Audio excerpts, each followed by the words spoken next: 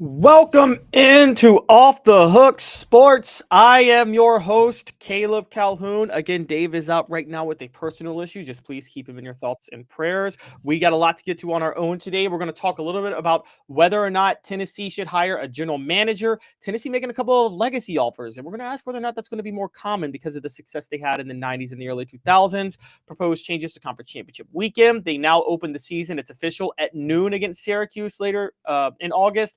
And proposed changes to the college football calendar. So we got a lot to get to. The show represented by Banks & Jones, Tennessee's trial attorney. Play to win, why settle? Banks & Jones, led by T. Scott Jones, banksandjones.com. We're here live from the Ted Russell Ford Lincoln studio.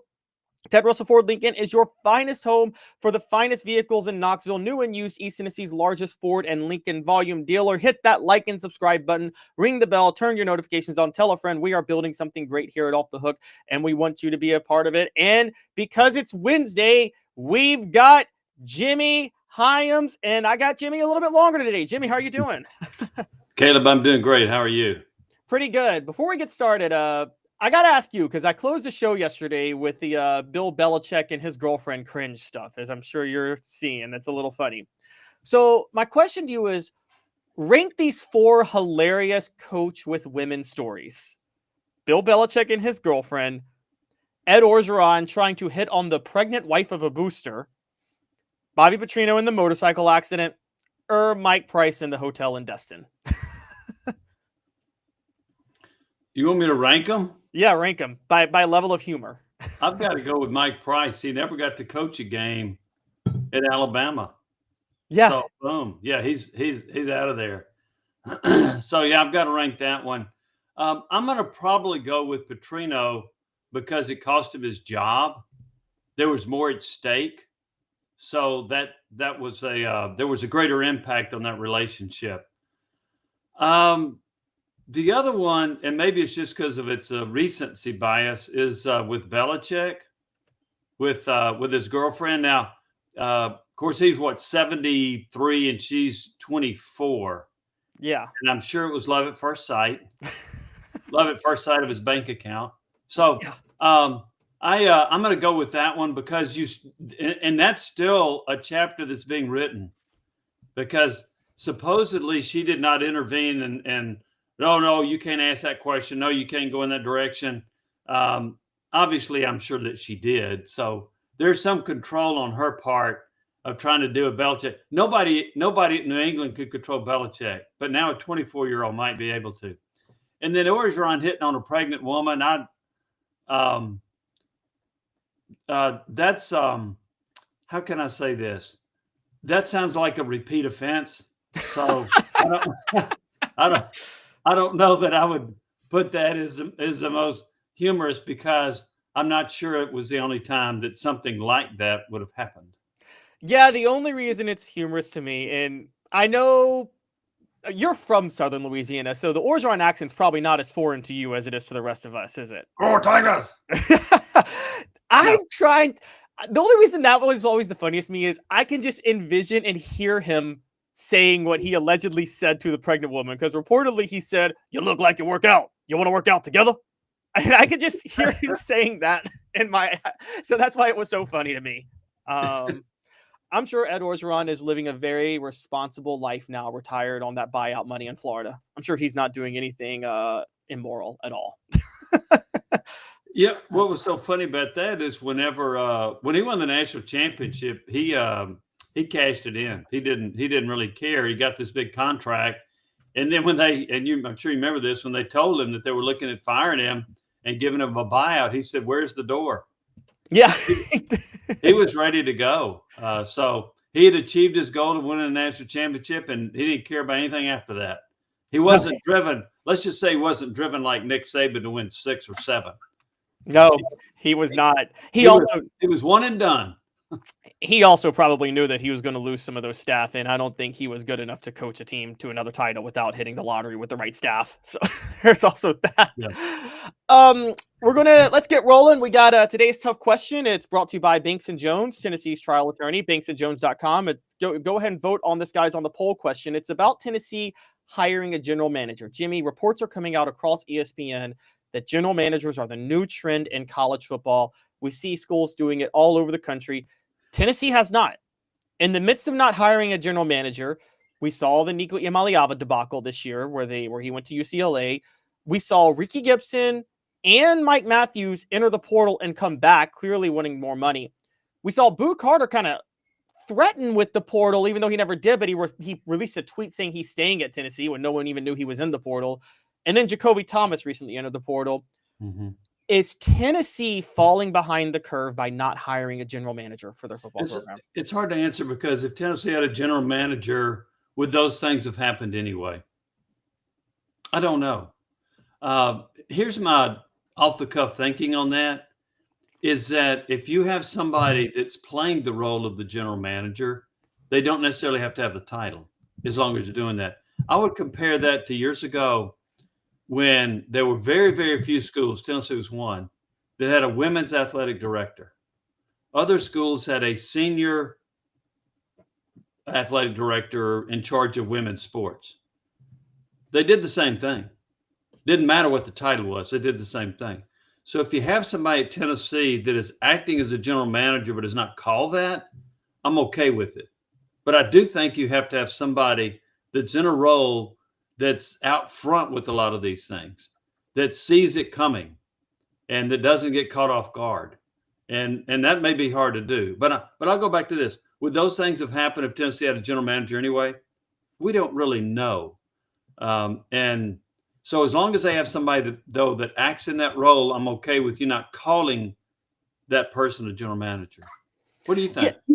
Well, I would agree if it wasn't for the fact that I feel like, and this is weird to say, I'm not so sure Josh Heupel should be the one to pick who acts in that role. When you're a head coach in the NFL, most of the time you don't get to pick your general manager. The owner still hires the general manager and makes that decision.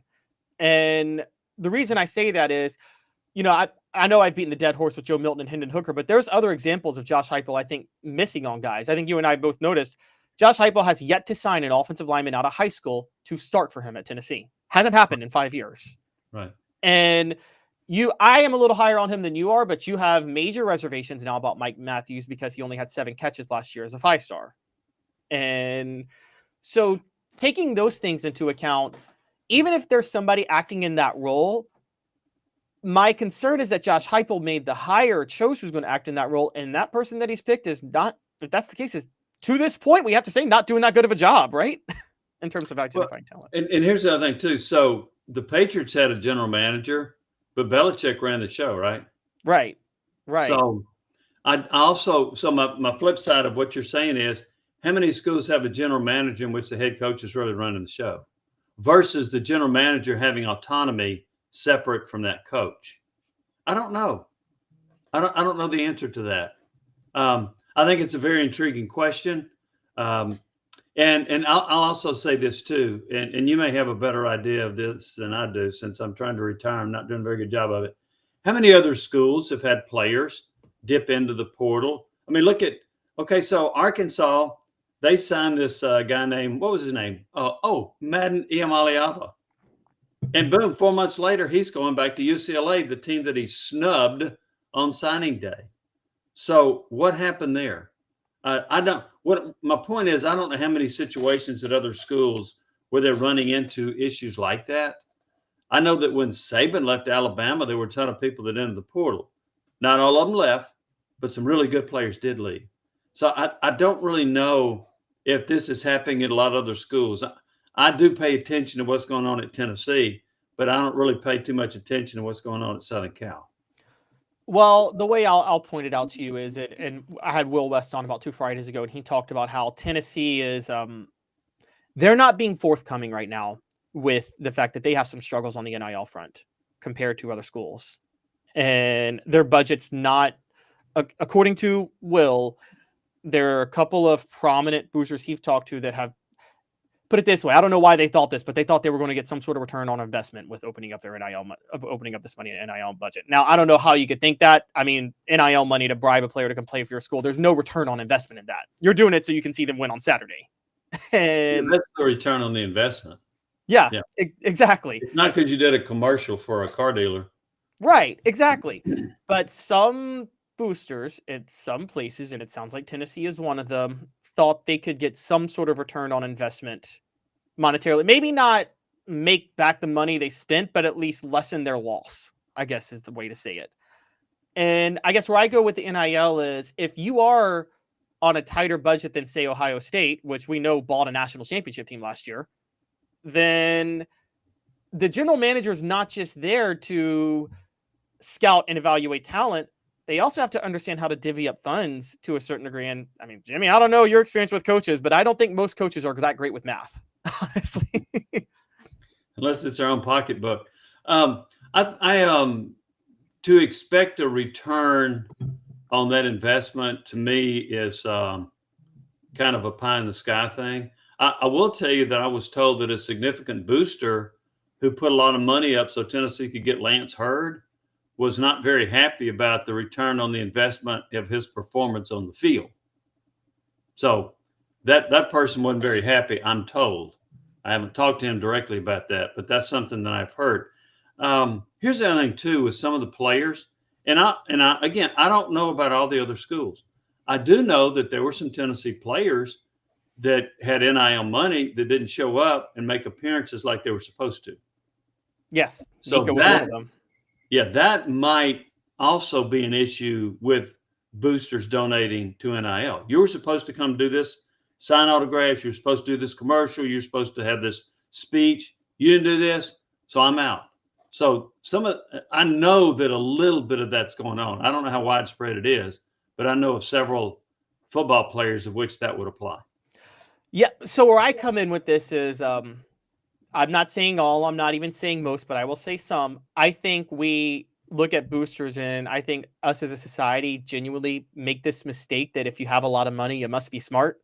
And I think the average IQ of billionaires is about the same as the average IQ of people making $30,000 a year. I don't think there's much difference. And so I think a lot of boosters, we thought them throwing money, many of them knew what they were doing. But truth be told, Jimmy, I think they were as clueless as the rest of us were over how this was all going to play out on the NIL front, by and large. Yeah, probably also know some significant boosters that decline to donate to NIL because they don't believe in the principle. Yeah, I've heard that. And then the talent, which is why they're probably really upset about Danny White's talent fee, right, that he's about to charge. Yeah, and I don't like that talent fee because you've got a number of fans that probably don't agree with the concept either. I don't like what they're doing. I don't think if I disagree with a policy, I should not pay to help support that policy.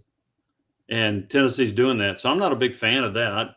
But yeah, you've got that going on with some fans, but you also have it with some huge boosters that have said, no, I'm not doing that. I don't believe in paying the players. And I don't know that they would, if there were some guardrails that were set in place, would they change their mind and help out a little bit? But they are not going to contribute to this Wild Wild West.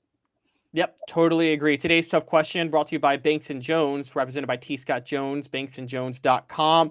It's up on the poll question. Vote now. How important is it for the Vols to hire a GM? Crucial or no need? Josh Heupel can scout fine. We'll dive into the results of that. First, a quick message from Banks & Jones. Why Banks & Jones? Well, it's because they're Tennessee's trial attorney. You can play to win with Banks & Jones because they'll go to trial. You've heard of other lawyers. They say they'll go to trial and fight for you. They won't.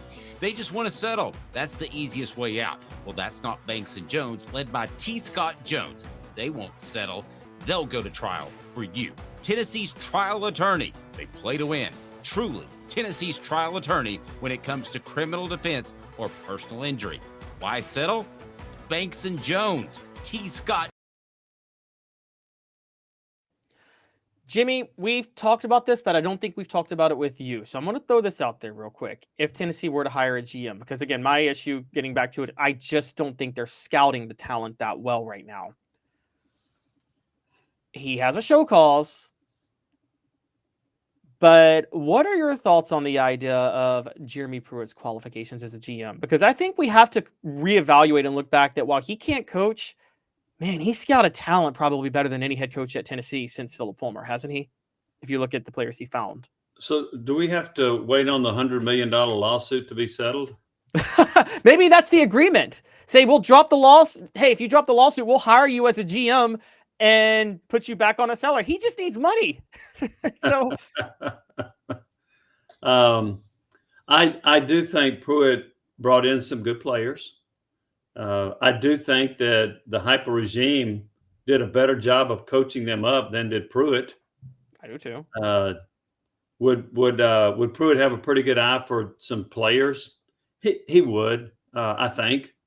Now Tennessee still recruits on paper, top 12 in the country under Heupel on average. It is alarming that they have not been able to recruit offensive linemen that have stepped in and started. Now I thought Aiden Bussell? Aiden Bussell. Yeah, no, wait a minute. Who's the guy that went to Arkansas? Oh, Addison Nichols. Addison Nichols. I thought he was going to be a really good player at Tennessee. Then he goes to Arkansas. He starts at center. Now he's in the portal again. I don't know where he's ended up. But how does that happen? How do you let somebody like that get away? Was it NIL money? I don't know. But to say that you haven't been able to sign a high school kid to be a starter, that is a concern. I'm also concerned about the fact that whenever you go out and sign wide receivers, they don't produce in year one. That's another thing that's bothersome to me, which is why I'm concerned about this wide receiving core entering this season. So, but having said all that, there's no way there would be a second marriage with Pruitt. It's not going to happen. Do I think he's got a pretty good eye? I do. I've heard the name of Gerard Mayo being mentioned, and he's a guy that spent a lot of time in the NFL. I think he would be really good in that role of identifying talent. But I will say this too. It is hard to project. I think one of the hardest things to project is an offensive lineman in high school succeeding at the next level. But they got one that better. David Sanders. Yeah. He better. Because he's being plugged in as a starting right tackle. And if he's not very good, that's going to hinder the offensive line even more, an offensive line that has lost 4 starters. Yeah, you're right. And I think part of the hard thing with Tennessee is that when you're not at the schools like Georgia, and now this is different in the NILH, I will say that, but I think that a Georgia or Alabama during the Kirby Smart, Nick Saban years, they not only can afford to just get the top talent, they're at a level where they can afford to be selective and really evaluate intangibles on players' character concerns that I think Tennessee couldn't. I'll just give you a quick, and I want to know your thoughts on this. I think one of the reasons for Tennessee's dip in the second half of Phillip Fulmer's career, while the recruiting was still there, I think Phillip Fulmer had to be he couldn't be as selective from a character perspective because Georgia had gotten Mark Richt and was taking away an easy pipeline for Fulmer to bring in talent, honestly, during that time. So it wasn't as easy to lure 5 stars as it was in the 90s. Yeah, there's some truth to that. I also think, I've heard this, I'm not 100% on board, but I've heard some people say that Tennessee had so much success, they got lazy in recruiting a little bit. They didn't work as hard at it. I don't know. I think I'm right about this. So in the last 5 years of Fulmer's tenure, they had 2 losing seasons. In the last 5 years of his tenure, they played for 2 SEC championships. So it wasn't just a total collapse, but it certainly wasn't anything like what they enjoyed in the 90s. Because that 2004 team at Tennessee, the only team they lost to in the SEC was Auburn. That's a pretty good football team. Yeah. And you did that with 2 freshman quarterbacks. So, yeah. And then in 2005, when you're ranked preseason number 3, you had a losing record. There was a lot of dissension on that team. Now that had a lot to do with the Rick Clausen, Eric Ainge issue that was going on. So, and then they bring Cutcliffe in. They do very well for 2 years, and then he leaves, and then they're back in the doldrums. So, but the talent level, they weren't producing high level talent, first round draft picks in the last 5 years like they did previously under Fulmer. Yeah, and I think part of that is there were concessions made for players that Phillip Fulmer in the 90s never would have made. I mean, you know this. I know it. I'm sure you know it. The stories that he wasn't about to roll out the red carpet for Brian Darden, even though Brian Darden was a really highly touted running back. And it was, hey, if you can't play, you can't play. But it did feel like he made concession after concession for a James Banks, for instance. 7-8 years later when James Banks never should have warranted the concessions that were made for him at that time. Yeah, and I think he ended up at Carson Newman, didn't he? He did, and not making it into the NFL because, which I mean, the biggest waste of raw talent I think ever in Tennessee was James Banks. He was a very talented player. Heck, he started the game. I remember when Clausen got hurt and Banks, it might have been against Georgia that he started. But he was a very good athlete that had some issues, and there were some other issues from other players later in the Fulmer regime that may contribute to the argument that you're making about how they didn't care as much about character as they did. Can you help me win a football game? Right. But there was those last few years were, and I think that I think he missed Cutcliffe. I think that was a part of it. I thought David was a really good member of the staff that handled some of the discipline issues, frankly, I thought. So probably a combination of that, a combination of the staff, and also maybe recruiting some undesirables. Yeah, I agree. And that actually somewhat leads us to our next topic. Again, today's tough question brought to you by Banks and Jones. We now move on to Bank on It. Tennessee has made 2 legacy offers recently. One is J.P. Peace, the son of Robert Peace and grandson of Phillip Fulmer, and also Kenneth Simon, the son of Kevin Simon, who is already a 4-star on a lot of services. Kenneth Simon, 2027. J.P. Peace, I believe, is 2028.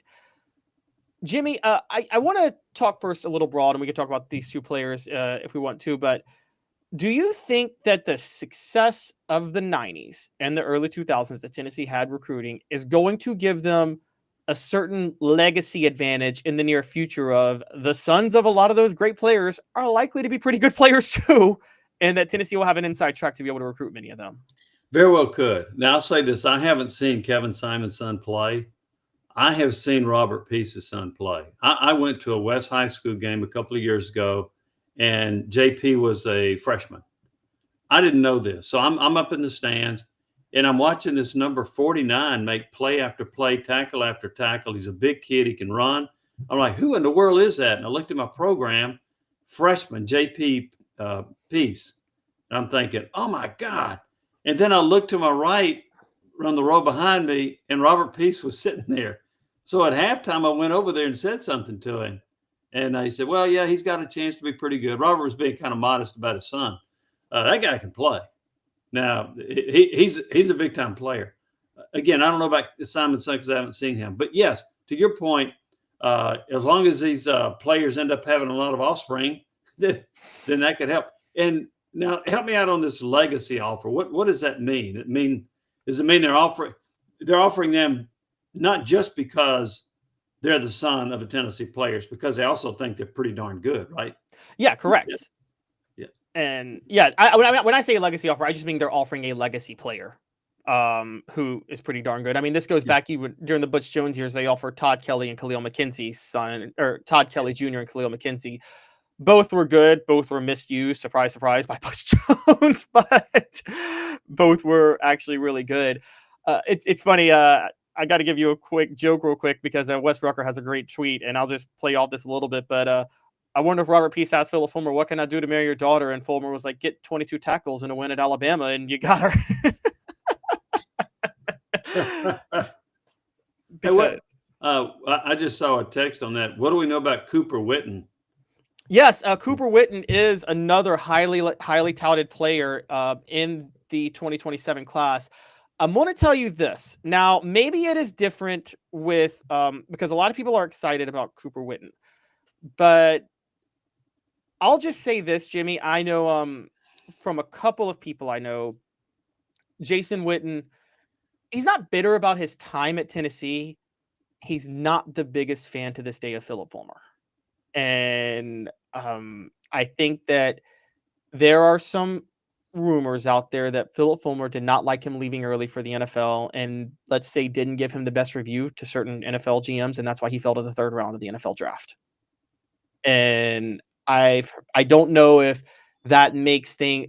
Now, Jason Witten still, from my understanding, goes to Knoxville a lot, does a lot of interviews, things like that. So maybe, and Phillip Fulmer is no longer the coach, so maybe that's not a thing anymore. But I would just throw out there that there is a bit of a contentious relationship in the past between Jason Witten and the university.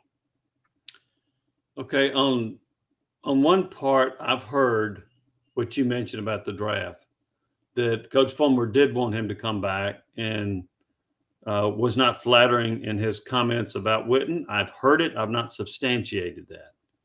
Now, on the other hand, it was Fulmer that convinced Witten to go from defensive end to tight end against Witten's wishes. And Witten became one of the great tight ends in the NFL and a millionaire, multimillionaire. So that was a pretty good move that benefited Witten, right? It was.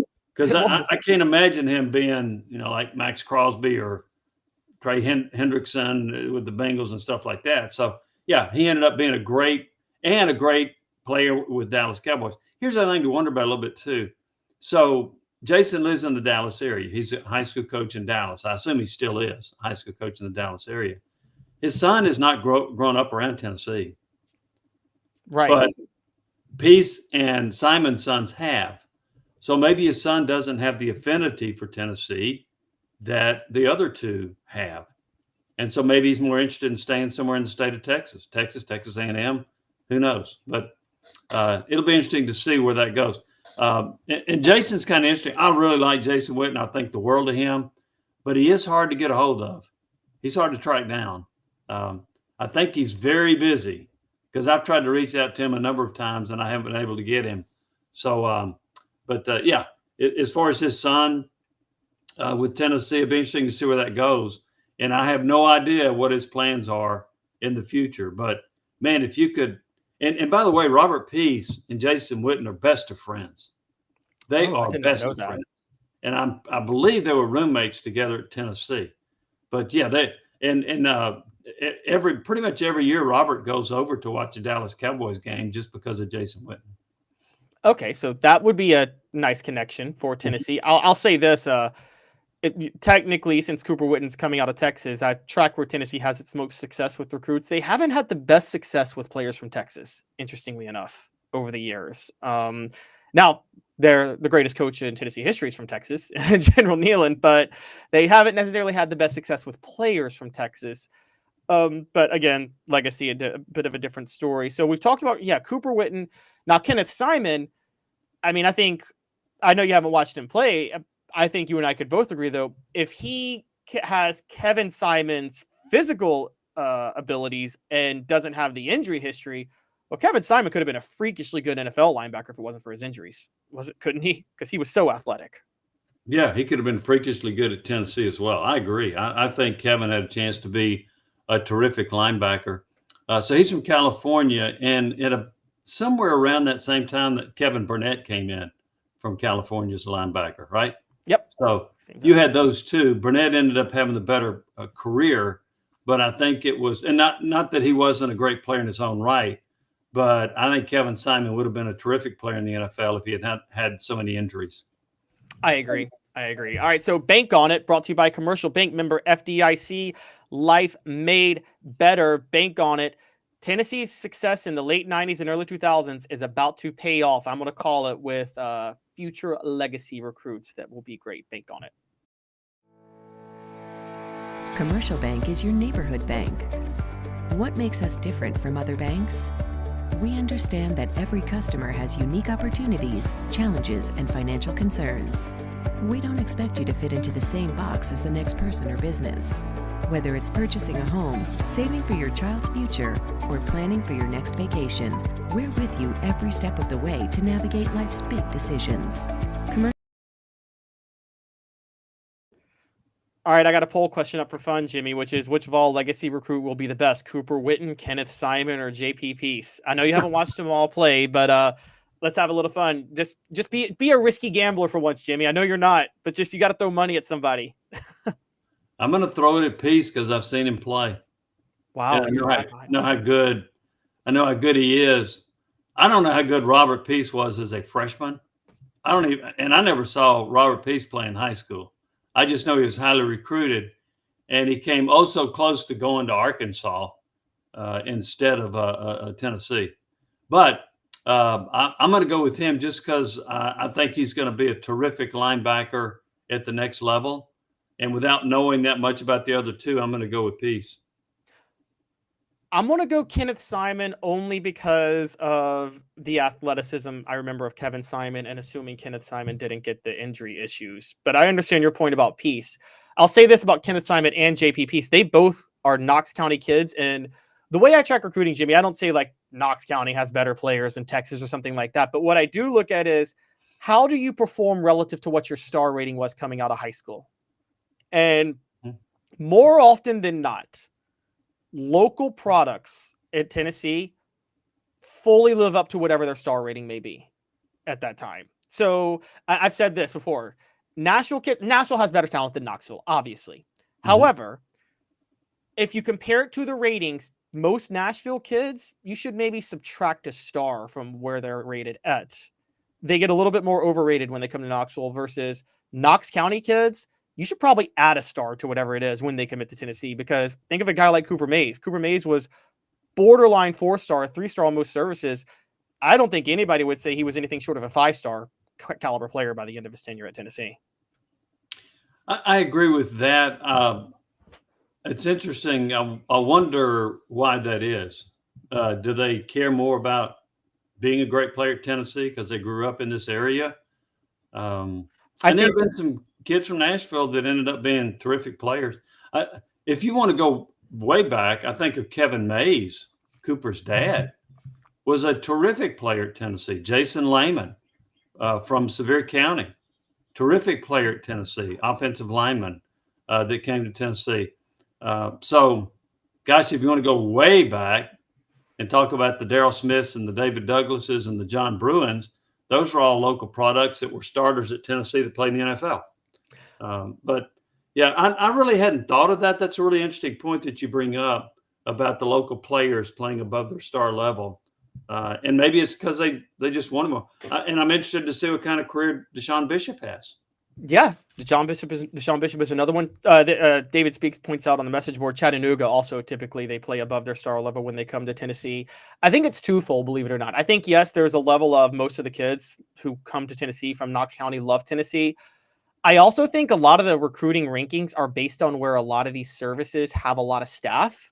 And Nashville is one of the places where they are just, I mean, most recruiting service sites, Shannon Terry lives in Nashville, doesn't he? If I'm not mistaken. And What did you say? Shannon Terry, the guy who started Rivals. Yeah. Okay. And yeah, so I think they have a lot of staff in Nashville and they have a lot of staff in Texas. So I think they notice those players just more than they're going to in Knox County.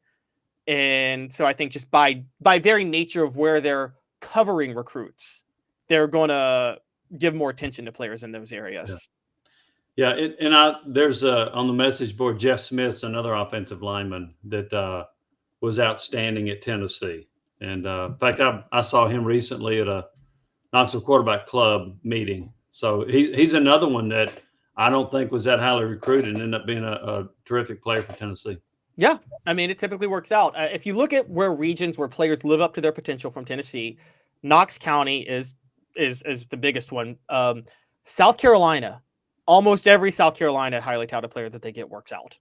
I mean, they've never really had a bust from South Carolina that you can think about, honestly. And they're pretty good in Georgia too. When they get highly touted players out of Georgia, those players generally work out. But South Carolina and Knox County are, I mean, I think they're batting 1,000 on those guys. Interesting. Well, and also you mentioned Georgia. Typically, when Tennessee's at its best, they've got several star players from Georgia. They do. And you don't go back to Jamal Lewis or the Eric Berries or some of those kind of players, outstanding players that. We had a recent interview with Jamal Lewis on our podcast, and he talked about how Georgia focused on Jasper Saints, and they viewed Jamal Lewis as a fullback instead of a tailback or a running back. And so how did that work out? I got a quick story for you. I may have told this before, but it's pretty funny. So Jamal Lewis his freshman year against Georgia. He ran for 222 yards? Yeah, it was something like that. Yeah. So he had started against Ole Miss and had like 155. Then against Georgia, he goes for like 222. So after the Georgia game, I'm in the elevator with Vince Dooley, then the athletic director at Georgia. And I've known Vince for a long time, and we were chatting. He says, well, he said, I sure hope our Jasper Sanks is as good as your Jamal Lewis. Well, he wasn't. He wasn't. No. That was a Ray Goff decision, my understanding. Mercedes Hamilton told a story on our show a while ago that when Ray Goff went to try to recruit him, that he might have been under the influence when he was trying to recruit Mercedes Hamilton. That's according to Mercedes Hamilton. So, and that would explain it. It certainly, I'll say this: recruiting Georgia certainly helps when Ray Goff was the coach down there. If you're Tennessee. Yeah, and then they also had some NCAA issues for a while that scared people away from going to Georgia. Yep, could see that. Portions of the program brought to you by Chattanooga Mortgage. Congratulations, your home search just got easier. Buying a home in Chattanooga has never been easier. Chat with 2tsmortgage.com. Chat with 2tsmortgage.com. When we come back, we're going to talk about some proposed changes to Conference Championship Weekend, which is losing its value. Stick with us. 2 minutes off the hook sports. Why Banks & Jones? Well, it's because they're Tennessee's trial attorney. You can play to win with Banks & Jones because they'll go to trial. You've heard of other lawyers. They say they'll go to trial and fight for you. They won't. They just want to settle. That's the easiest way out. Well, that's not Banks & Jones, led by T. Scott Jones. They won't settle. They'll go to trial for you. Tennessee's trial attorney. They play to win. Truly, Tennessee's trial attorney when it comes to criminal defense or personal injury. Why settle? It's Banks & Jones. T. Scott Jones. BanksandJones.com. Now in its 45th year, the second and third generations continue Joe Newbert's commitment. His vision of what this business needed to be, we still try to live up to that. Joe Newbert Collision Center. Community banking is about location and much more. It's about family. We reside in your community. We are a part of your community. At Commercial Bank, our commitment extends beyond the walls of our branches. It's displayed each day in the opportunities we provide, the money we give back, and the time we commit, all to help improve the lives of the people, families, and businesses that make our communities great. Commercial Bank, life made better. Hi, Mike Davis here with City Heating and Air, reminding you to always dare to compare. Our team provides quality local heating and air service, installation, and maintenance across East Tennessee. We use only the best equipment like American Standard heating and air conditioning for your residential, new construction, or commercial needs. Honesty, dependability, and customer satisfaction have been the cornerstones of our business since 1961. City Heat and Air. Dare to compare. Are you ready to get strong? At NFC, we offer top-notch weight training and functional fitness, so you can build strength and improve your performance. Join today at nfc1.com or stop by any one of our Welcome back to Off the Hook Sports, portions of the program brought to you by Hemp House, the premier hemp dispensary online with a wide variety, great selection, and strict standards. Hemp House Chat with 2ts.com, Hemp House Chat with 2ts.com. Use the promo code HOOKED for 10% off. Before we get to our next topic, it is time for This Day in Tennessee Sports History, and it's one that Jimmy's going to find hilarious because, Jimmy, on this day 11 years ago, Butch Jones called a press conference to announce that Tennessee had achieved their highest APR score in history, which they did. It was 962. And he called it one of the, quote, greatest victories in Tennessee football history. In typical Butch Jones salesman. Yeah, and who all agreed with him? Nobody. Maybe his wife. Oh, yeah, maybe his wife. maybe. I don't even know if his son did. Yeah. Butch Jones, yeah, there was just some really silly stuff. You know, he'd win a bowl game and he'd want to put a banner up about winning a bowl game and champions of life and 5-star hearts and all that silliness that he went through. And I don't know. So he goes to Alabama. He certainly got humble and he was stunned that he got fired. Heck, they were winless in the SEC, right? Yep, they were. So what do you expect? He lost the team. He lost the locker room. He lost those players. And there was once you do that, there's no way of getting it back. Now, has he matured some as a coach? I would argue that another coach at Tennessee that had an interesting departure, Lane Kiffin, has matured as a head coach. Has Butch Jones at Arkansas State? I don't know. But my goodness, call a press conference to say that you've got a great APR. Hey, they want press conferences about you winning championships. That's what they want around here, not about your APR score. Sorry. Oh, no, you're absolutely right. And I can honestly straight up say he has not matured, because he talked about when Arkansas State made a bowl game 2 years ago that this is something that hadn't been done in a long time. It had been done 8 of the 9 years before he became head coach at Arkansas State. And he recently was on a podcast and just flat out lied about what he did at Tennessee, where he said that, well, we had back-to-back top 10 finishes, which hadn't been done there in 20 years. Not true. He didn't finish in the top 10 either year that he was referring to. And then he said, and going into 2017, we lost more NFL talent than this school had ever lost in 1 year. Not true. Good gosh. Yep. He's still a snake oil salesman. Oh my, yeah. Yeah. Well, do you think people aren't going to check the records? Yeah, exactly. Goodness gracious. So yeah, I had to. Yeah, I'll agree with you. He hadn't matured with these spouting all those kind of lies. Oh, exactly. Yep. Portions of the program again brought to you by Hound Dogs of Knoxville. This Day in Tennessee History brought to you by Hound Dogs of Knoxville. Champions look good in orange. HDKnoxville.com. It's time to play a little bit of 4 downs. Pete Thamel has gone on. Pete Thamel of ESPN went on the McElroy and Kubelik in the Morning radio program to talk about conference championship games. And he talked about the decrease in relevancy of conference title games last year because of the playoff. Jimmy, before I get to propose fixes, I want to just ask you on a broader sense, how much of a pickle are leagues like the SEC and the Big Ten, and when they have the networks are expecting a lot of value that they've paid for these conference title games, and they just don't carry the same weight that they once did?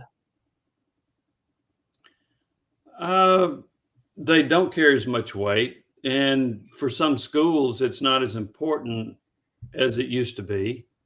I still think for some schools, if they could win the SEC, it would be a big deal. It would be for Ole Miss, right? Yep. Now, you're in the playoff anyway, but for Alabama and Georgia, it's not that big a deal. It would be actually for Tennessee. When's the last time Tennessee won the SEC? 98. That's right. So it would matter for Tennessee. It would matter for some programs that haven't done it in a while. The interesting thing that I'm hearing, and I don't know if they'll ever get to this, is that the SEC is looking at having a 4-team playoff to determine the order of their qualifiers for the college football playoff. I don't know how you pull that off. I don't know how you do that. And you're also asking your players to play an extra game or 2 along the way. Well, an extra game for sure. I don't know how you do. I'm not sure how you can manage that. Yeah. I mean, I've said this before. I would rest my starters and throw the conference game because I'd rather save my energy for the playoff. I mean, look at Georgia last year with Carson Beck getting hurt in the SEC title when they were already in the playoff and it didn't matter. And what? You did that so you could get a first-round bye? Well, who cares? Because if the way the seeding is set up, your first weekend, you get a home game anyway, and you usually get it. I mean, would you rather get a first-round bye having to win the conference title game or just play a home game in the first round of the playoff against SMU or whoever that might be at the time? Yeah, I can see that point. You have the same argument with the SEC men's basketball tournament. Do you want to reach it and play for it or not? And by the way, and I'm sure you remember with the first expanded college football playoff, none of the top 4 seeds that got the byes won. None of them. None of them. 1, 2, 3, 4 seeds, they all lost. Yep. And Georgia, I think you could attribute that to the injured quarterback. But the quarterback got injured from them playing in the SEC championship game. That's right. So, so that I just thought that was really weird. I never expected to see that occur, that all of the top 4 seeds would lose in the first game they play. All right, so we're going to play a little 4 downs because I'm going to talk to you about some of the suggested ways to fix the conference championship weekend. First, hit that like and subscribe, everybody. First down, and Jimmy, this is the big one, and I want to see what you think. You talked about a playoff. What's really being one of the big things being talked about is not a playoff per se, but a play-in format. So, for instance, rather than have the top 2 teams play for the conference champion, say there's automatic qualifiers for the SEC and the Big Ten.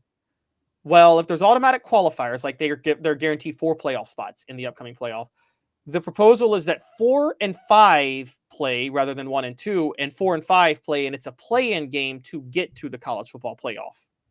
And that's where they think they could add value. What are your thoughts on that? I mean, in this format, I think it's really the best solution, honestly. And you don't have a conference championship game. Yeah, no conference championship game. Just the team that finishes first wins the conference. I'm not a big fan of that. Okay. And is there more value to that, or is there more value to watch Georgia and Texas duke it out for TV? For TV, I think many people believe there's more value to 4 versus 5 because there's so much more at stake if you're playing to get in, particularly when we now know that they're looking at expanding the playoff to 16 teams. So you're not even playing for a first round bye if you're playing in your conference championship game at that point. Okay. All right. So tell me, in the Big Ten, who would 4 and 5 be? So the Big Ten last year, let's see, Penn State, Oregon, and Ohio State were the top 3. So it would have been Indiana because here's the thing. One of the things, I don't think they're going to do this based on conference standings. Actually, Jimmy, I think they're just going to do this based on like who's ranked the 4 highest teams in the conference. So that's one of the reports I've been heard. So if they did it that way, you would have had Indiana playing Illinois to get in. And so what kind of ratings are you going to get for that? I don't know, but the other thing they floated is have 4 play 5 and 3 play 6, but the top 2 get automatic bids. And in that case, you would have had Indiana play Illinois, and then you would have had Penn State play Penn State play Iowa, and then just the top 3 teams get in. If this were the SEC talking, you would have had Texas and Georgia automatically get in, and then you would have had Tennessee play South Carolina and Alabama play LSU. Now, I will say, if you had Tennessee and South Carolina and Alabama versus LSU as 2 play-in games for the SEC, I bet those 2 together would draw way better than Georgia Texas did. They might draw better. I don't know if they would draw way more. But my issue is not just the SEC. I'm looking at the Big Ten. I don't think the Big Ten's as deep as the SEC, right? Not in terms of schools with fan support. You're right about that. Yeah. So what's the appeal in doing that? And do you think the SEC would do that, but the Big Ten not? No, there's no way that's going to happen. Yeah. I would rather see the conference championship game between the 2 best teams. Okay. So second down as a proposed solution. How about just ditch the conference championship games and just have every team play and just add a week to the regular season. Have every team play the week after December, the first week of December, and then the regular season champion is the champion again. It's just an extra game for everybody. Okay, I don't like that one either, and here's why. You're not playing everybody. You got 16 teams. You're playing 8 conference games. So there's 7 teams in your conference you're not playing. So your schedule could determine who's your regular season champion. If you got the weaker schedule, you win the SEC. I don't think there's much difference with the conference championship game, though, because the top 2 teams could just be the top 2 teams that had the weaker schedules, and maybe the third team is the best team in the league at that point. So that's the only thing I would push back on with that. Well, we haven't seen an example of that yet, and because it's so new. That's true. I get that. I do think Texas and Georgia were the 2 best teams in the league last year. Don't you? Somewhat, although I thought Texas did cash in on a very weak SEC schedule to get to the conference title game. But I think the SEC was a bit down last year. To go to third down real quick, and here's another proposal. I'm sorry, what? No, go ahead. Okay. A third proposal is, again, all of these I'm saying are just the value of conference champions is totally going away if you have a 16-team playoff. But so a third down proposal is ditch them and just expand the playoff. Add an extra week to the playoff. Instead of 3 weeks, make it 4 weeks. Make conference championship week like a play-in week for the playoff. So, and then you'd make a determination of your number 1 seed from the SEC based on a committee? Yeah, pretty much. Gosh. I hate putting things in the hands of committees. I do too, but the schedule imbalance, I hate being in the hands of too. Real quick, I got to give you a quick message. Which is why I would like them to go to 9 conference games. Anyway, go ahead. Yeah, quick message from Ted Russell Ford, then I'll bring up fourth down real quick. Quick message from Ted Russell Ford. Like a blast from the past, the Super Dealer is back. Look to the skies, Knoxville. The Super Dealer is fighting for price, service, and the American made. Ted Russell Ford is East Tennessee's #1 volume Ford dealer. Save up to $4,350 on a new Ford F-150 XLT, or get into a new Ford Ranger XLT with no payments for 90 days. Come see the Super Dealer today at either Ted Russell Ford. All right, Jimmy, fourth down is just don't change anything and accept that they're going to be devalued, but still have them. Sounds like that's where you're landing. It is where I'm landing. Yeah. So just accept that they won't mean as much, and that there might be some teams, Lane Kiffin at Ole Miss would definitely do this, that if they know they're in the playoff, might just rest their starters for the conference title game. Like they do in the NFL? Yes. Or like I still maintain Rick Barnes might have thrown the SEC tournament. So that's where Jimmy is, guys. Jimmy's like, don't change anything. Jimmy, thanks for hanging with me a little bit longer today. How can we find your work? Well, on Off the Hook on Wednesdays typically, and then with our podcast, it's on Full Disclosure Productions. If you have issues on YouTube, so you can find them on YouTube. And our most recent interview is with Tony White, one of the all-time great Tennessee basketball players. Part 2 will be launched tomorrow. If you go to YouTube and you have trouble finding it, type in my name, and it'll take you to the 20-some-odd interviews we have done on our podcast. So we hope that you'll enjoy it. Had a really good time talking to Tony. Just a great player. And as far as I'm concerned, his number 11 should be hanging from the rafters at Tennessee. I think he was that good. Wow, impressive. All right, well, thanks a lot, Jimmy. Really appreciate it. You have a great rest of your day, and we'll see you next week. You too, Caleb. Take care. Have a great day. Thanks, you too. Have a good one. Jimmy Hyams, everybody. One of the best to do it in the business. I've got the poll question up for you guys. How should conference championship weekend be fixed? Use it as a play-in game for a CFP, make it an extra regular season week, just ditch them and expand the CFP, or does it need to be fixed at all? You guys please vote on that. When we come back, portions of the program first are brought to you by Peak IV Hydration in South Knoxville and Sevierville. Live your life to the fullest. Hydrate, rejuvenate, and elevate your health with Peak IV Hydration. PeakIVHydration.com. Link is now in the chat. When we come back in 2 minutes, Tennessee's kickoff time with Syracuse has been announced, and I'm going to talk about what that means and why it's actually an advantage for the Vols, and it also could lead us into Stat of the Day, which is kind of interesting. Stick with us. 2 minutes, Off the Hook Sports. It's a new year, a new day, and Ted Russell Lincoln has an exciting new offer to share. Right now, get a 2024 Lincoln Navigator with 0% APR for 72 months and up to $4,000 in bonus cash. Or drive away in a new 2024 Lincoln Corsair Grand Touring with 0% APR for 60 months and up to $4,500 in bonus cash. It's time to get excited about the ride. Come and see what a luxury car experience truly is at Ted Russell Lincoln Knoxville.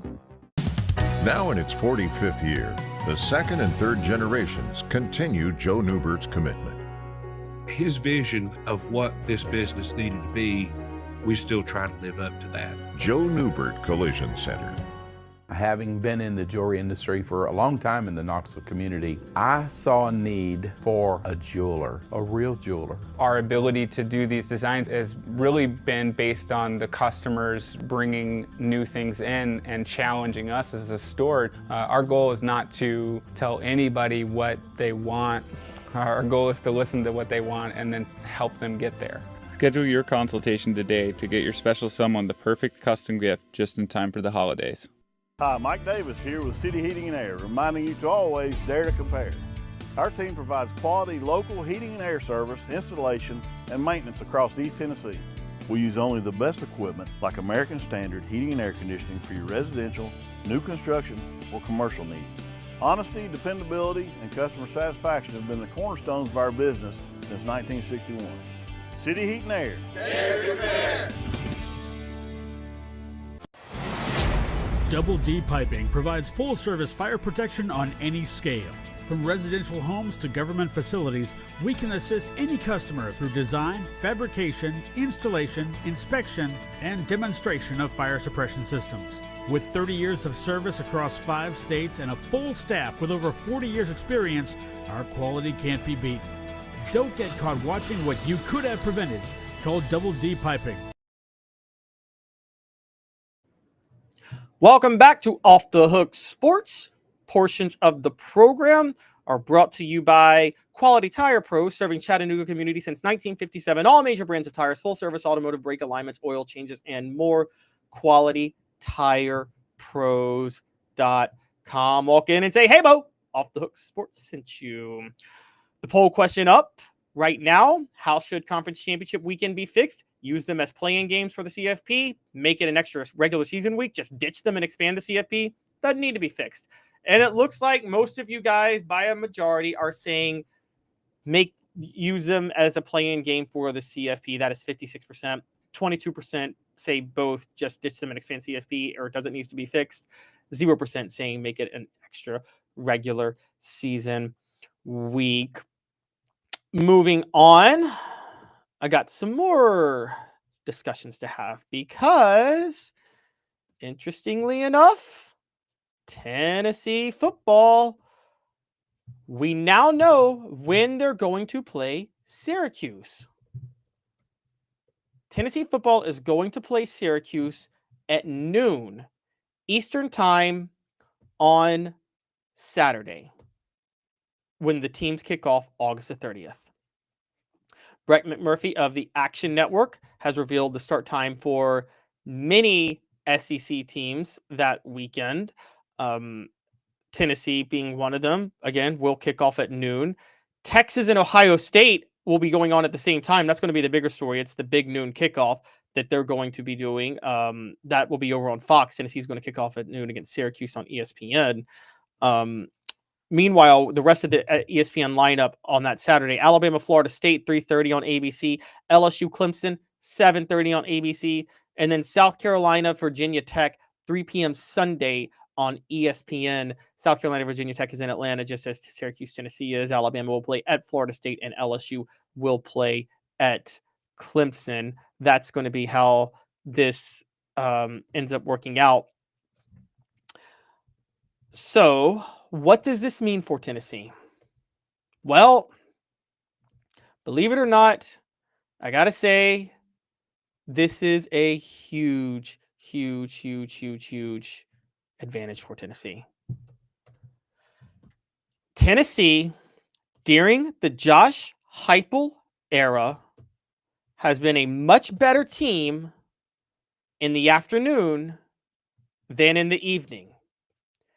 And quite frankly, it's not particularly close. Okay. Last year alone, now they don't play as many noon games anymore because of the SEC. And the SEC now has games in the evening. Tennessee played 4 games at noon last year, or 4 games in the afternoon. They played Chattanooga at 12:45. They played Alabama at 3:30. They played UTEP at 1, and they played Vanderbilt at noon. If you want to know how Tennessee did against the spread in those games, they covered the spread in all 4 of those games. That's right. They covered the spread in all 4 of those games. They were, I kid you not, 39-point favorites over Chattanooga, won by 66. They were 3.5-point underdogs against Alabama, won by 7. 41.5-point favorites over UTEP and won by 56. 10-point favorites over Vanderbilt. They won by 13. There's a reason for this. Tennessee runs a lot of tempo, and they practice in the mornings, early in the mornings. So they're much more cut out to play noon games than they are to play evening games. Tennessee in evening games last year against the spread, and Tennessee, for the record, just in general, lost 1, 2, 3.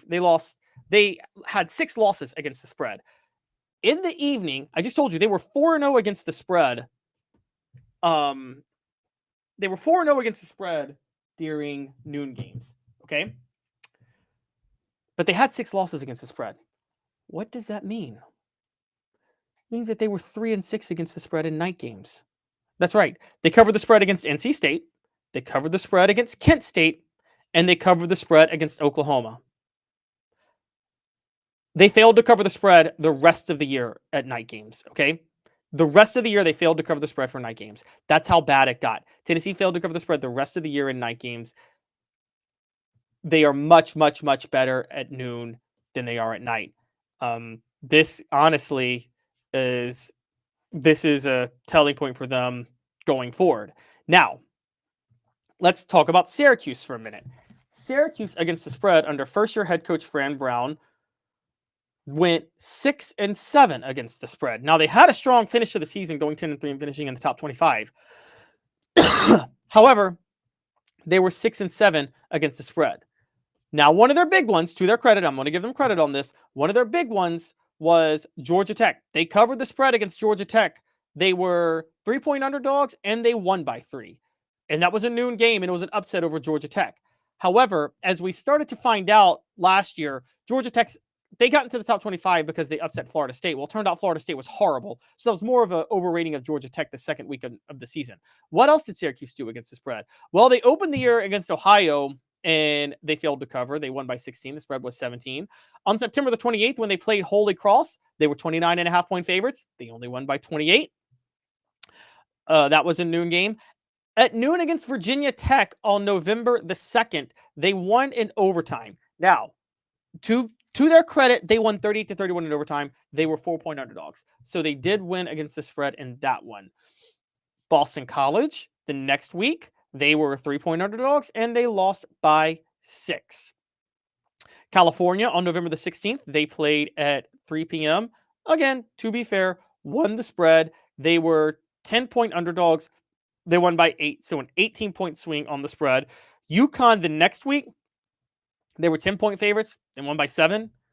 And, of course, Miami in the afternoon on November the 30th, they were 12-point underdogs, and they won by 4 in what was an incredible performance against the spread. So what was Syracuse's record against the spread at non-night games? Syracuse's record against the spread for non-night games was 0-1, 1-1, 1-2, 2-2, 2-3, 3-3, 3-4, 4-4. Syracuse was 4-4 against the spread in non-night games. Now, at specifically noon games, with this one kicked off, you have to take off Miami and Ohio at that point, and Cal, and you have to take off those 3. So at that point, they're 2-3. They're 2-3 at noon games against the spread, 4-4 at non-night games against the spread. Tennessee, meanwhile, was 4-0 in non-night games against the spread last year, and they actually only played one game at noon specifically against the spread. That was Vanderbilt, which they won, which they did win against the spread, so they're 1-0 on that front. Taking all this into account, I think it's a very safe bet Tennessee is better at noon. Now, Syracuse is slightly better at noon too. Putting this into perspective, Syracuse scored, if I'm doing my math right, looking at this, Syracuse scored 3 upsets in noon games last year, or afternoon games. They were underdogs to Georgia Tech, which they won. They were underdogs to Miami, which they won. And they were underdogs at Cal, which they won. They were double-digit underdogs to Cal and Miami and still won both of them. So we got to be fair here and act like it's not like, actually, I take it back. They had 4 upsets. They were underdogs to Virginia Tech and won. For some reason I thought they were favored over Virginia Tech, but no, they were underdogs against Virginia Tech. So they were underdogs against Georgia Tech, Virginia Tech, Cal, and Miami, and pulled upsets on all of them. And they were double-digit underdogs to Cal and Miami and upset both of them. So with that in mind, Syracuse has a lot to be proud of too against the spread in afternoon games or late afternoon games. They're not as good as Tennessee. This significantly favors Tennessee. This has been the case for Tennessee ever since Josh Heupel took over at Tennessee. Okay, Tennessee against the spread under Josh Heupel has been so much better at noon in evening games than they have in noon games than they have for evening games. Okay, we can just go back to 2023 real quick. We'll do against the spread results for that game and for that year, and look at what Tennessee was able to do. Tennessee, all of their upset losses under Josh Heupel, all the times they have been upset, happened in night games. Now, night games on the road are what really hurts Tennessee more than anything else. Night games on the road are what really, really hurts Tennessee. But At the same time, Tennessee still gets a huge opening advantage by playing at noon. You guys probably look at it and say, who cares when the timing is? So you're probably asking, what the H? Well, what the H is brought to you by Double D Piping Fire Protection Contractors, providing around-the-clock service, providing the customers' lives and properties, protecting them at all times. DoubleDPiping.com. They bring you what the H. Double D Piping provides full-service fire protection on any scale. From residential homes to government facilities, we can assist any customer through design, fabrication, installation, inspection, and demonstration of fire suppression systems. With 30 years of service across 5 states and a full staff with over 40 years experience, our quality can't be beat. Don't get caught watching what you could have prevented. Call Double D Piping. Putting up the poll question now, Tennessee playing Syracuse at noon is a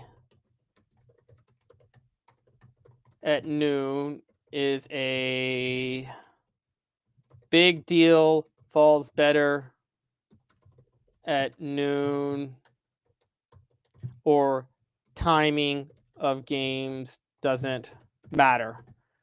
You guys go ahead and vote on that. Tennessee playing Syracuse at noon is a big deal. Vols better at noon, or timing of games doesn't matter. I think it's a big deal. Tennessee is better at noon. Tennessee has played well at noon, or in afternoon games for most of its time under Josh Heupel. Again, they practice early in the morning. Practicing early in the morning is a big deal for a team like Tennessee. We can say that's how something like the Columbia collapse is possible. That's how something like the Arkansas loss last year is possible. That's how something like the Florida loss in 2023 is possible. If you want to know where they had the biggest advantage of this, go back to 2022. Tennessee was coming off a bye. They practiced in the morning, and they had a kickoff at noon with LSU. LSU is one of the most lethargic LSU's home field advantage is one of the best in the country when it's at night. At a noon kickoff, it's one of the most lethargic home field advantages possible. So whatever advantage they get on the line based on playing at home, you should move like 4 points away from that if it's a noon kickoff for them, because it's an 11 a.m. kickoff for LSU. Tennessee practicing in the morning got a huge advantage. The great irony is it was a little bit different in the 90s when Tennessee practiced in the afternoon. So Fred White told us they hated 11 a.m. or noon kickoffs.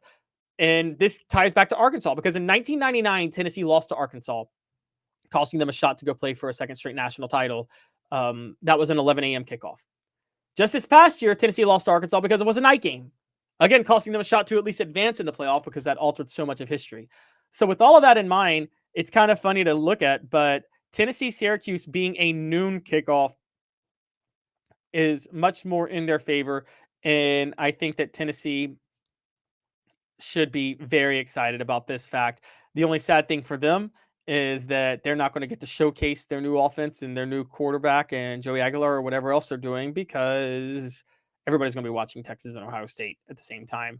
I mean, guys, I'm going to be flipping back and forth between those two games, okay? Even though I'm going to be covering Tennessee. It's just that Texas-Ohio State's game is going to be too much fun to watch. So Tennessee kicks off against Syracuse at noon. That is an advantage for the Vols. Portions of the program are brought to you by Rick Terry Jewelry Designs. They want to be your jeweler looking for affordable game day jewelry, a Tennessee tradition. RickTerryJewelry.com. RickTerryJewelry.com. It is time for the stat of the day. And I'm building off a previous stat of the day, because the previous stat of the day I've already done now has a new element into it.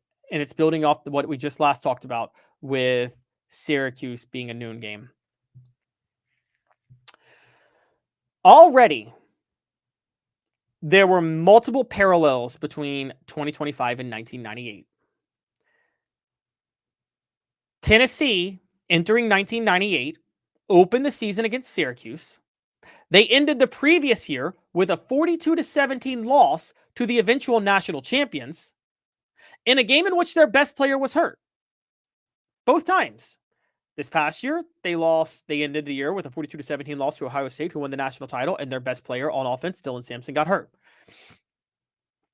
at the end of the 97 season, they lost 42-17 to the eventual national champion Nebraska Cornhuskers. Their best offensive player, Peyton Manning, was hurt. Now, Peyton Manning did play in the game. Dylan Sampson didn't play in this game. Meanwhile, just like 2025 and just like 1998, they come off that and they're breaking in a new quarterback to open the next year. They broke in T. Martin to open 1998. They're breaking in whoever they named the starter to open 2025. And in both instances, they opened the season away from home against Syracuse. Now, I've given you all of those stats in the past, except for the breaking into the new quarterback. But not only are they now breaking into a new quarterback, they also opened the season against Syracuse at noon both times. Tennessee opened the season against Syracuse at noon in 1998. They opened the season against Syracuse they're going to open the season against Syracuse now at noon in 2025. I'm just saying, a lot of signs that maybe they're going to play for a national championship again. Is that crazy to think about? I mean, there's a lot of similarities when you really think about it. And wait, here's something even crazier. Syracuse is coming off a year in which they finished number 22 in the coaches and number 20 in the AP. Eerily similar to how they finished 97 when they were number 20 in the coaches and number 21 in the AP. And how they finished the year. So, I'm just saying, lots of similarities. That is the stat of the day.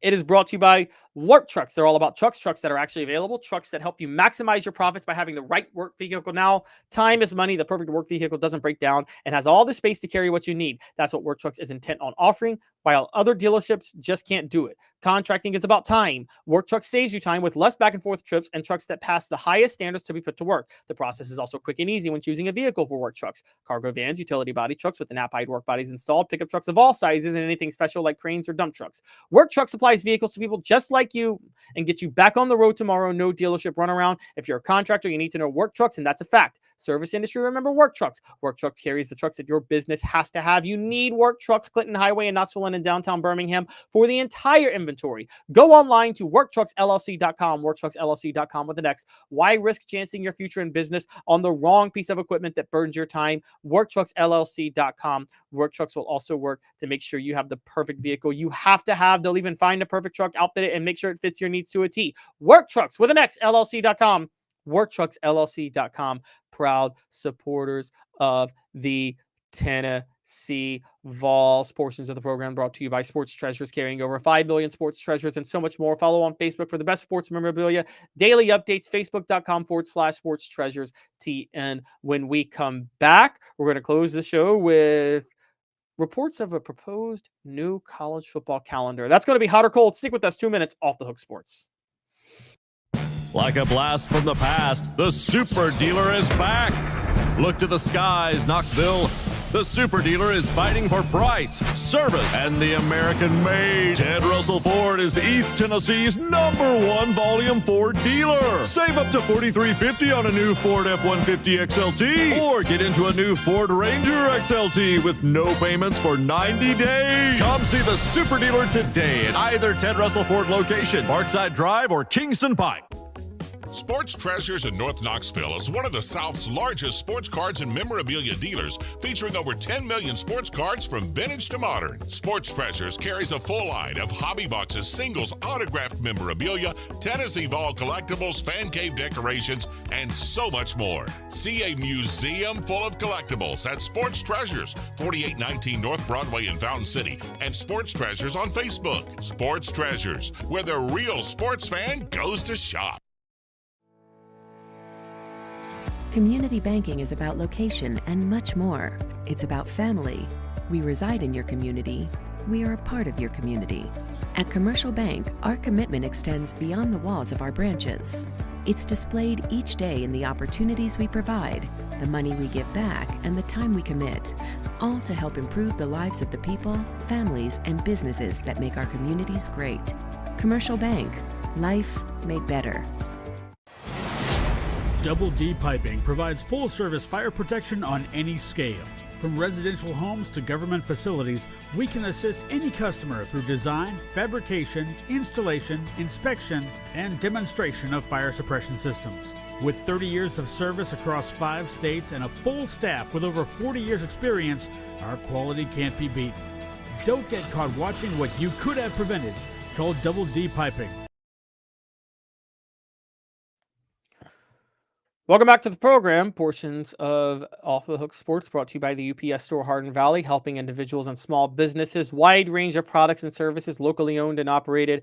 The UPS store on 10629 Hardin Valley Road. We close today's show with reports of proposed changes to the college football playoff. And this is not the college football playoff, the college football calendar. During ACC meetings on Tuesday, coaches were presented a proposal for an NFL-style spring calendar, according to CBS Sports.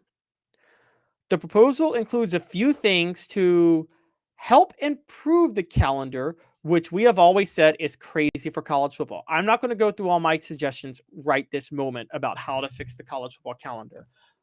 I am going to talk about things that were floated with this calendar to determine if they were good or bad.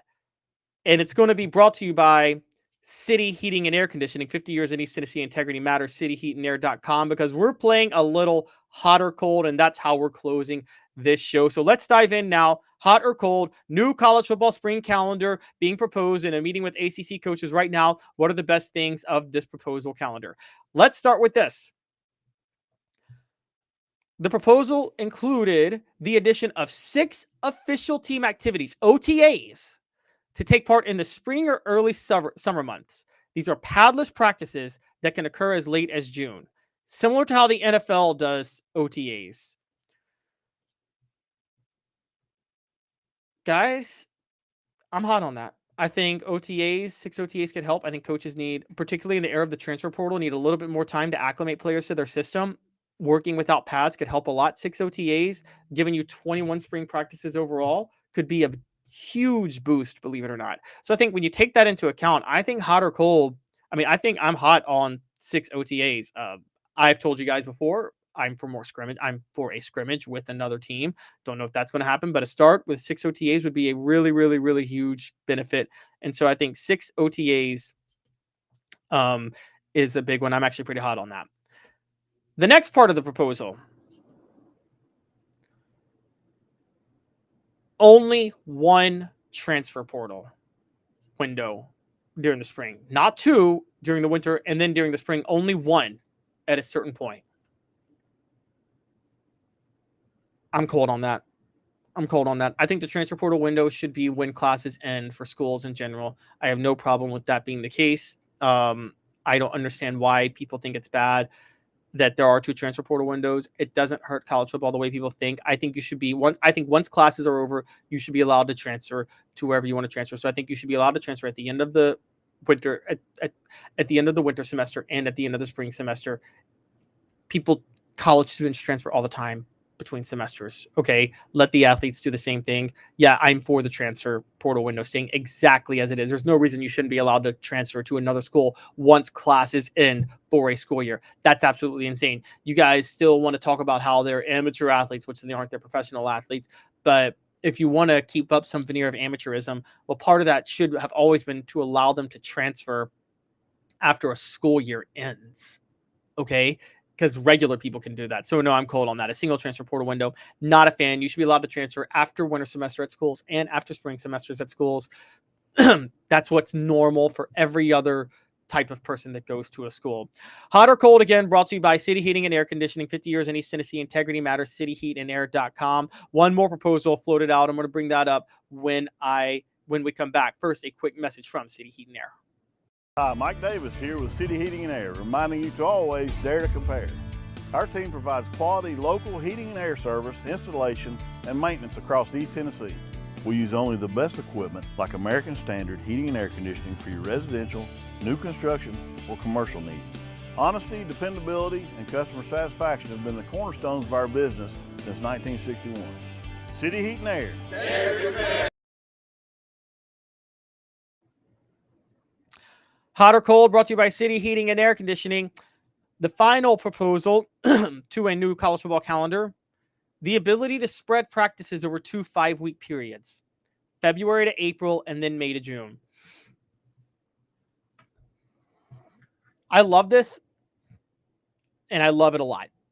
I probably wouldn't do it if I were a head coach, but I do love it, and here's why.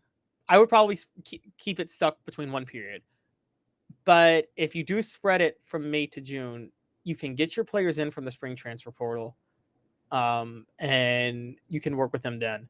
So I would spread spring practices over 2 5-week periods, where I would do, if you have 21 practices, you can maybe do 3 OTAs, maybe give 22 practices, 6 OTAs, 16 practices. And you can have 3 OTAs and 8 practices during April.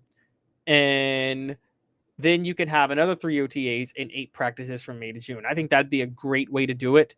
I think it would be very exciting for a lot of people. Or just do your regular spring practices and then do OTAs. Here's how I would do it. I would do the regular spring practices during the February to April months. Then after the spring transfer portal and you got your new guys into the system, you get to do the 6 OTAs to see how those guys fit into your system from the May to June period. I think that would be great. It'd be exciting for everybody involved. It's a way that it's a nice compromise to see how you can fit players into what you want to do, because then you can go into summer workouts with somewhat of an idea on how the spring transfer portal guys you brought in would fit into the system that you're trying to do. So I actually love that, believe it or not. I'm a fan, and I think spreading it out, I mean, I'm trying to care the most for the players more than anything else. And I think this actually helps the players in a lot of ways. So with that in mind, yeah, no, I'm very, very, very high on that. Now, my proposal to fix the college football calendar in a lot of ways would be this. If you're going to do this, and I said I wasn't going to litigate it at the start, but I'll do it at the end. A few things you do. Regular season, first of all, move the early signing period up. The early signing period in December is one of the most insane things ever. Make the early signing period August the 1st, or the weekend before fall camp starts. Make it that weekend. That's when the early signing period happens. That's when you sign the players you need to sign. And that way you're done with it until National Signing Day in February. So early signing period is in August. You sign the players, you call it a day. Okay. Then let's start the season this way. The de facto preseason kicks off with conference media days, starting from the middle of July to the end of July. Conference media days throughout. You have SEC, Big Ten, ACC, whatever. Make it a TV show. Make it an event. Start at July the 17th or whatever, and make it all go all the way till the first weekend in August. Then you have the early signing period. That early signing period is the first Wednesday in August.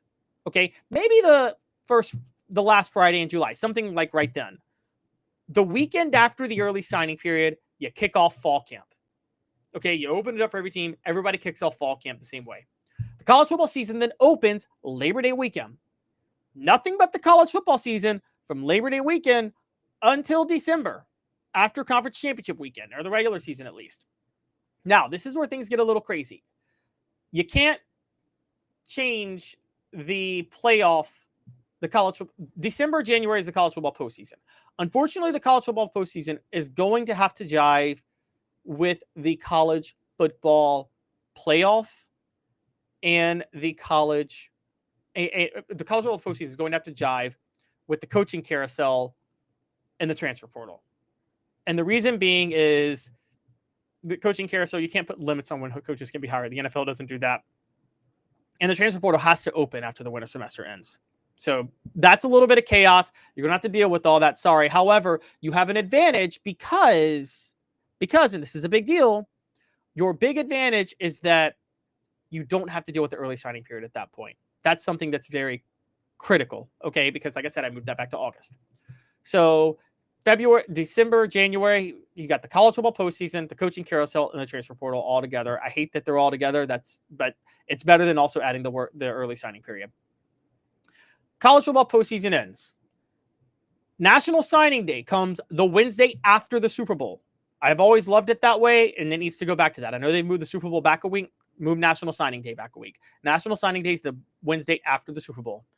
Then there's a downtime. There's a bit of a break, and spring practice begins in March. You got spring practice in March. You got spring practice ending in April before the NFL draft. Spring practice should include scrimmages against another team. I've told you guys my philosophy to fix the spring game. It ends with the spring games in April. Spring games should be scrimmages between two schools of similar caliber for NIL money generated by those spring games. The winner gets to keep all the NIL money generated by the spring game. Half of it goes to the players, and then half of it goes to the school to be able to spend on what they want to spend. Then after spring practice, you have the spring transfer portal window. I would wait to open that, though. I wouldn't open the spring transfer portal window until late May. Between spring practice and late, like when classes end for schools, between spring practice and late May is when I do a schedule reveal. I do it the first weekend of May after the NFL draft, or the next weekend, right after 2 weeks after the NFL draft, a full schedule reveal. Let everybody know who teams are playing, when they're playing, make it exciting, a full schedule reveal. After the full schedule reveal, the spring transfer portal window opens. Everybody's covering that. Close it. In early June, say the first week in June, you then have OTAs, about a 2-week period of OTAs. And then from mid-June to mid-July, college football goes dark. There is no college football. There is nothing to talk about. There is nothing happening. Everybody gets a break. And then you launch it again with SEC Media Days. That's how I would do it. Okay, I know there's different ways, but that's exactly how I would do it. I would write it all out. So we'll see how that goes. I'm going to Timothy Super Chat. I'm sorry. I missed that, Timothy. It's a little bit tricky when you're dealing with a lot of things on the show at once, but I'll just add. Timothy says, agree to disagree. You should stay with the same high school for 4 years, and in college, the only time you can leave is if you graduate, or a one and only time is if the head coach leaves. Timothy, I'm not for no regulations on transferring. Here's what I've said, and I said this the other day with transferring. I think you should be allowed to transfer one time. I think you should be allowed to transfer one time with no consequences, okay? One time. If you transfer any other time, you have to sit out a year before, depending on whatever school you go. Coaches can't block you from transferring to schools, though. You just have to sit out a year unless you transfer to junior college. You could transfer to junior college and play immediately, or if you transfer to another Division I school or even Division II school, you got to sit out a year. Here's where I come into play with my take. Once you have finished all of your required undergraduate work and have a bachelor's degree, if you have years of eligibility left, depending on how many, you should be allowed to transfer however many times you want to transfer. I know that's probably not popular with a lot of people, but I think if you have completed your degree, you should be able to transfer without any consequences, depending on how many years of eligibility. But Timothy, I will say my compromise for that, for if you haven't completed your degree, is you get one transfer, no consequences. That's the way I would do it. The show represented by Banks & Jones, Tennessee's trial attorney, banksandjones.com. Why settle? Banks & Jones led by T. Scott Jones. Play to win. We are live from the Ted Russell Ford Lincoln studio. Ted Russell Ford Lincoln is your home for the finest vehicles in Knoxville, new and used, East Tennessee's largest Ford and Lincoln volume dealer. I want to appreciate you guys all for tuning into the show today. I want to thank you guys all again. Again, Dave is still dealing with a personal issue. We hope to have him back soon. He will be back. I can tell you that. Just keep him in your thoughts and prayers for now. We are live every weekday at 10 a.m. Eastern. Please hit that like and subscribe button, ring the bell, turn your notifications on, leave a comment, tell me what you think, tell a friend, share this podcast, share the other ones. We're building something great here at Off the Hook, and we want you to be a part of it. Thanks again for tuning into today's show with Caleb Calhoun. I will be back tomorrow again at 10 a.m. Eastern. This has been a presentation of Off the